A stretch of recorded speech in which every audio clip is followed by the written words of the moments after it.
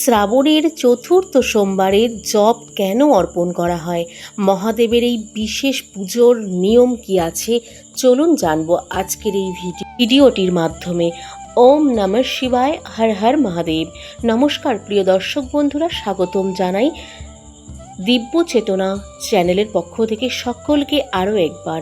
আমাদের দিব্য চেতনা চ্যানেলের মাধ্যমে ভিডিও হয়ে থাকে ধর্মকথা, জ্যোতিষশাস্ত্র এবং আধ্যাত্মিকতার ভিডিও। সেই ধরনের ভিডিওগুলি যেমন হতে পারে পুরাণের কথা, পৌরাণিক কাহিনী এবং কোনো মন্দিরের রহস্য নিয়ে, সাথে প্রত্যেকটি বিশেষ পুজোর নিয়ম নিয়ে। শ্রাবণ মাস মানেই মহাদেবের আরাধনার বিশেষ সময়, আর শ্রাবণের প্রতিটি সোমবারেই শিব ভক্তদের কাছে অত্যন্ত পবিত্র দিন বলে কিন্তু মনে করা হয়। কিন্তু জানেন কি, শ্রাবণের চতুর্থ সোমবারে মহাদেবকে এক মুঠো জব অর্পণ করার একটি বিশেষ প্রচলিত রীতি রয়েছে। বিশ্বাস করা হয় এই দিনে ভক্তি ভরে শিবলিঙ্গে জব নিবেদন করলে জীবনের বিভিন্ন বাধা বিপত্তি দূর হওয়া সম্ভব। পরিবারের শান্তি এবং সুস্থতার জন্য প্রার্থনা করা শুভ বলে মনে করা হয়। কিন্তু প্রশ্ন হলো, কেন জব? কিভাবে করবেন এই পুজো? কতবার মন্ত্র জপ করবেন? আর কোন কোন জিনিস মহাদেবকে নিবেদন করলে পূজাটি সম্পূর্ণ হবে? আজকের ভিডিওটিতে জানবো সব কিছু, তাই ভিডিওটি শেষ পর্যন্ত অবশ্যই দেখুন প্রিয় দর্শক বন্ধুরা। জব কেন মহাদেবকে নিবেদন করা হয়? জব ভারতীয় ধর্মীয় সংস্কৃতিতে একটি প্রাচীন শস্য। বিভিন্ন পূজা ও ধর্মীয় আচার অনুষ্ঠানে সব জব কিন্তু ব্যবহারের প্রচলন রয়েছে।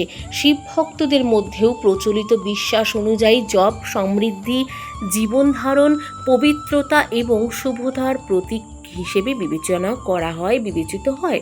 তাই শ্রাবণের চতুর্থ সোমবারে এক মুঠো জব মহাদেবের চরণে অর্পণ করে ভক্তরা পরিবারের মঙ্গল, শান্তির জন্য প্রার্থনা করে থাকেন। তবে মনে রাখবেন, জব অর্পণ করলেই রোগ বা সমস্যা নিশ্চিতভাবে দূর হওয়া সম্ভব না, যেমন দূর হয়ে যাবে এমন বৈজ্ঞানিক কোনো প্রমাণ নেই। এটি মূলত ধর্মীয় বিশ্বাস এবং আচারেই কিন্তু প্রচলিত রয়েছে। কিভাবে করবেন চতুর্থ সোমবারের পুজো?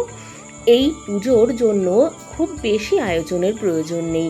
ভক্তি এবং পরিষ্কার মনেই সবচেয়ে গুরুত্বপূর্ণ প্রথম ধাপ। সকালে স্নান, সম্ভব হলে সকালে উঠে স্নান করে পরিষ্কার পোশাক পরুন। তারপর মহাদেবকে স্মরণ করে বলুন, হে মহাদেব, আমার এবং আমার পরিবারের মঙ্গল করুন, আমাদের জীবনের শান্তি এবং শুভ বুদ্ধি দিন। তার সাথে দ্বিতীয় ধাপে জলাভিষেক করতে পারেন। প্রথমে শিবলিঙ্গ পরিষ্কার জল নিবেদন করুন শিবলিঙ্গে। তারপর প্রচলিত নিয়ম অনুযায়ী দুধ বা গঙ্গা জল নিবেদন করতে পারেন। তবে অতিরিক্ত দুধ ব্যবহার না করে সামান্য পরিমাণ প্রতীকীভাবে নিবেদন করাই যথেষ্ট। তৃতীয় ধাপে এক মুঠো জব। এবার হাতে এক মুঠো পরিষ্কার জব নিন। মহাদেবকে স্মরণ করে ধীরে ধীরে শিবলিঙ্গের সামনে বা নির্দিষ্ট পূজাস্থানে জব নিবেদন করতে পারেন এবং করুন। মনে মনে প্রার্থনা করুন, হে দেবাদিদেব মহাদেব, আমার পরিবারের সমস্ত অশান্তি বাধা দূর করুন, আমাদের সুস্বাস্থ্য এবং শান্তি মঙ্গল দান করুন। এটাই এই আচারটির মূল উদ্দেশ্য, ভক্তি ও প্রার্থনা। চতুর্থ ধাপে বেলপাতা ও ধুতরা ফুলের মাহাত্ম্য। এরপর মহাদেবকে তার প্রিয় বলে প্রচলিত বেলপাতা, ধুতুরা ফুল, চন্দন নিবেদন করতে পারেন। বেলপাতা দেওয়ার সময় খেয়াল রাখবেন যেন পরিষ্কার ও সতেজ হয়ে থাকে। আর ভক্তি ভরে বলুন, ওম নমঃ শিবায়।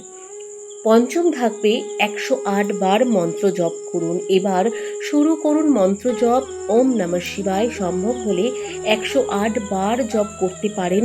তবে 108 বার জপ করতেই হবে এমন বাধ্যবাধকতা নেই। আপনার ইচ্ছে মতন আপনি 108 বার ওম নমঃ শিবায় মন্ত্রটি জপ করতে পারেন। আপনি যতটা সম্ভব একাগ্রচিত্তে জপ করুন, কারণ মহাদেবের আরাধনায় সংখ্যার থেকেও ভক্তি ও মনোযোগের বেশি গুরুত্ব দেওয়া হয়েছে। চতুর্থ সোমবার কি প্রার্থনা করবেন? এই দিনে শুধুমাত্র অর্থ বা সম্পদের জন্য প্রার্থনা না করে পরিবারের সাবেকি সার্বিক মঙ্গলের জন্য প্রার্থনা করতে পারেন। যেমন, হে মহাদেব, আমাদের পরিবারে শান্তি দিন, সকলকে সুস্থ রাখুন, আমাদের ভুল ত্রুটি ক্ষমা করুন, সঠিক পথে চলার শক্তি দিন, জীবনের সমস্ত বাধা অতিক্রম করার সাহস দিন। এই প্রার্থনাই হতে পারে আপনার পুজোর সবচেয়ে সুন্দর একটি অংশ। একটি গুরুত্বপূর্ণ কথা অবশ্যই মাথায় রাখবেন প্রিয় দর্শক বন্ধুরা, ধর্মীয় আচার পালন আমাদের বিশ্বাস এবং সাংস্কৃতিক অংশ, কিন্তু কারোর শারীরিক অসুস্থতা থাকলে শুধুমাত্র পুজোর উপর নির্ভর না করে অবশ্যই চিকিৎসকেও পরামর্শ দেওয়া হয়, প্রয়োজনীয় চিকিৎসাও নিতে হয়। শিব পূজা হতে পারে মানসিক শান্তি ও আধ্যাত্মিক শক্তির একটি মাধ্যম, চিকিৎসার বিকল্প নয়। শেষ কথা একটিই বলবো, শ্রাবণের চতুর্থ সোমবারে ভক্তি ভরে অবশ্যই এক মুঠো জব নিবেদন করুন মহাদেবের চরণে। এক মুঠো জব হয়তো দেখতে খুবই সামান্য, সাধারণ, কিন্তু একজন ভক্ত যখন সেই জব মহাদেবের সামনে রেখে বলেন, হে মহাদেব, আমার পরিবারের মঙ্গল করুন, তখন সেই অর্পণের মূল্য হয়ে ওঠে ভক্তির মূল্য। মহাদেব আমাদের শেখান আড়ম্বর নয়, নির্মল মনেই ঈশ্বরের কাছে সবচেয়ে বড় নিবেদন। তাই এই শ্রাবণে মহাদেবের কাছে শুধু কিছু চাওয়ার আগে বলুন, হে মহাদেব, আমাকে সঠিক পথে চলার শক্তি দিন। হর হর মহাদেব, ওম নমঃ শিবায়। ভিডিওটি ভালো লাগলে লাইক করুন, শেয়ার করুন প্রিয়জনদের সঙ্গে, সাথে আমাদের দিব্য চেতনা চ্যানেলটিকে সাবস্ক্রাইব করে পাশে থাকা বেল নোটিফিকেশনটি অন করে রাখতে ভুলবেন না প্রিয় দর্শক বন্ধুরা। আর আজকের ভিডিওটি কেমন লাগলো আপনাদের মতামতটি কমেন্ট বক্সে জানিয়ে যাবেন অবশ্যই। ভালো লাগলে অবশ্যই ওম নমঃ শিবায়, হর হর মহাদেব লিখে যেতে একদম ভুলবেন না। কে কোথা থেকে ভিডিওটি দেখছেন অবশ্যই কমেন্ট বক্সে জানান। আজকের মতন এখানে বিদায় নেব। সকলে ভালো থাকবেন, সুস্থ থাকবেন, ততক্ষণ পর্যন্ত আমাদের পাশে থাকবেন যতক্ষণ আমরা পরবর্তী ভিডিও নিয়ে আপনাদের সামনে আসছি। আজকের মতন সকলকে হর হর মহাদেব।